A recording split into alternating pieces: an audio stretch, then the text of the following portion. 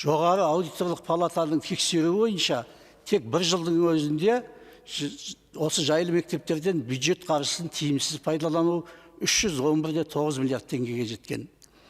Яғни бұл осы жайлы мектеп жобасында мектеп құнын асыра көрсету жөнінен социалистік жарыс өткен секілді. Өйткені мектептердің құны 9,5 миллиардтан асып кеткен. Данышпан Эйнштейннің заңы бойынша барлығы салыстырмалы түрде анықталады. Шымкентте өте жоғары деңгейде озық жабдықталған 1338 оқушыға арналған жекеменшік 4 қабатты, 3 қанатты әуежан мектебі 1 миллиард 720 миллион теңгеге салынған. Ондағы бір орын 1 миллион 285 мың теңге. Сөреті міне.